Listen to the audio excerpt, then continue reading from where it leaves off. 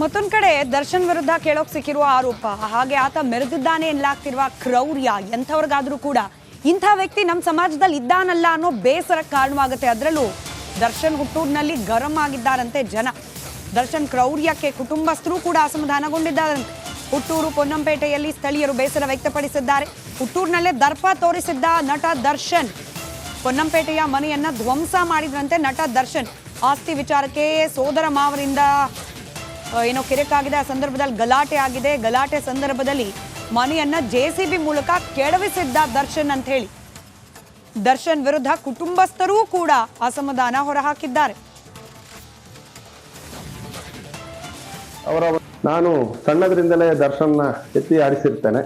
ಯಾಕಂದ್ರೆ ಮೀನಕ್ಕ ನನ್ನ ಅಕ್ಕ ಆಗಬೇಕು, ನಮ್ಮ ತಾಯಿ ಕಡೆ ಸಂಬಂಧ ಆಗಿರುವಾಗ ಆ ಪುಟ್ಟ ಮಗು, ಅವತ್ತು ಎತ್ತಿ ಆಡಿಸಿದ ಮಗು ಇವತ್ತು ಒಂದು ಕ್ರೈಮ್ ಹಿನ್ನೆಲೆಯಲ್ಲಿ ಇವತ್ತು ಜೈಲು ಪಾಲಾಗಬೇಕಾದ ಸ್ಥಿತಿ ನಿಜಕ್ಕೂ ಬೇಸರ ಆಗ್ತದೆ.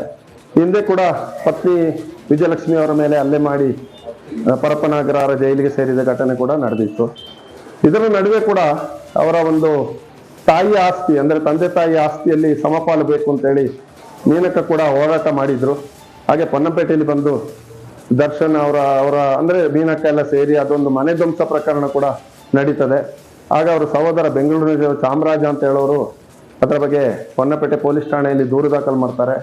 ಹಾಗೂ ಅದರ ಒಂದು ಏನಿದೆ ಆ ಒಂದು ಕೇಸ್ ಈಗಲೂ ಪೊನ್ನಪೇಟೆ ನ್ಯಾಯಾಲಯದಲ್ಲಿ ನಡೀತಾ ಇದೆ. ಅದಿನ್ನೂ ಇತ್ಯರ್ಥ ಆಗಿರೋದಿಲ್ಲ.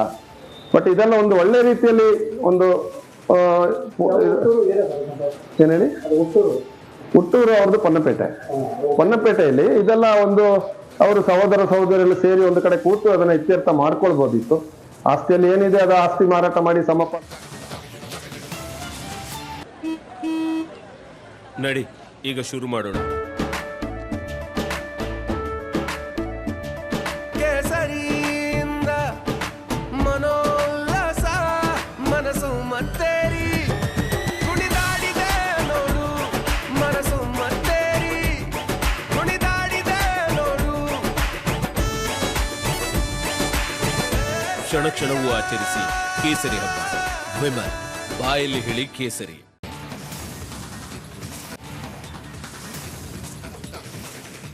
ರೇಣುಕಾಸ್ವಾಮಿಯ ಬರ್ಬರ ಹತ್ಯೆಗೆ ತೀವ್ರ ಜನಾಕ್ರೋಶ ವ್ಯಕ್ತವಾಗಿದೆ. ಈ ಡಿ ಗ್ಯಾಂಗ್ ಏನು ಸಂಚು ಮಾಡಿ ಇಷ್ಟು ಕ್ರೌರ್ಯದಿಂದ ರೇಣುಕಾಸ್ವಾಮಿಯನ್ನ ಹತ್ಯೆ ಮಾಡಿದೆ, ಈ ಡಿ ಗ್ಯಾಂಗ್ಗೆ ಗಲ್ಲು ಶಿಕ್ಷೆ ಆಗಬೇಕು ಅಂತ ಜನ ಆಗ್ರಹ ವ್ಯಕ್ತಪಡಿಸ್ತಾ ಇದ್ದಾರೆ. ರಾಜ್ಯದ ವಿವಿಧ ಜಿಲ್ಲೆಗಳಲ್ಲಿ ಹತ್ಯೆಯನ್ನ ಖಂಡಿಸಿ ಪ್ರಾಟೆಸ್ಟ್ ನಡೀತಾ ಇದೆ.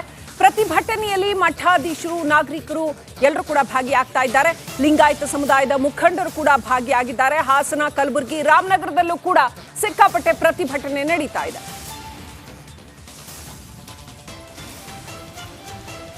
ಇಷ್ಟೊಂದು ಬರ್ಬರವಾಗಿ, ಕ್ರೂರವಾಗಿ ರೇಣುಕಾಸ್ವಾಮಿಯ ಹತ್ಯೆಯನ್ನು